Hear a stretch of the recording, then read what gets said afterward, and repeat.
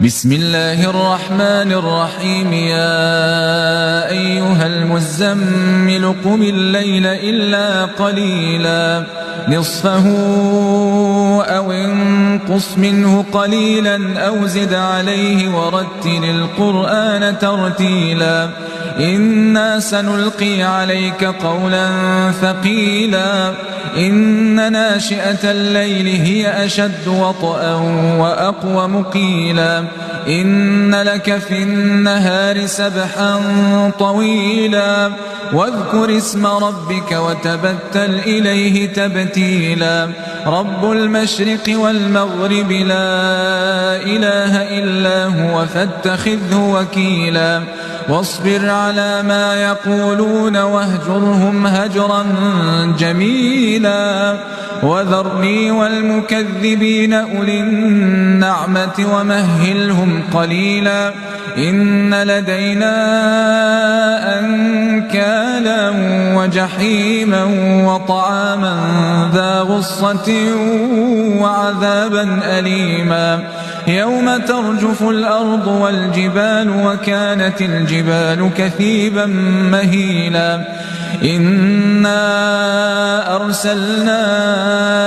إليكم رسولا شاهدا عليكم كما أرسلنا إلى فرعون رسولا فعصى فرعون الرسول فأخذناه أخذا وبيلا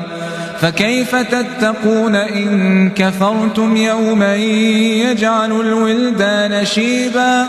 السماء منفطر به كان وعده مفعولا إن هذه تذكرة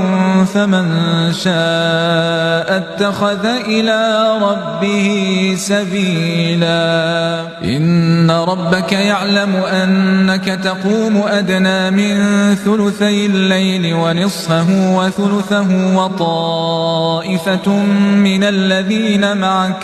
والله يقدر الليل والنهار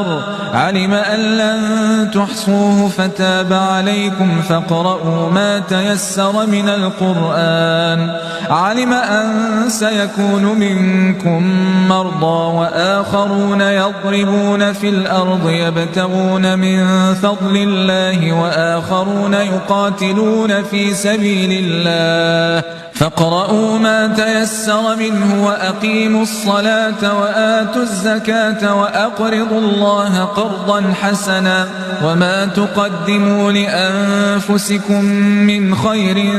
تجدوه عند الله هو خيرا وأعظم أجرا واستغفروا الله إن الله غفور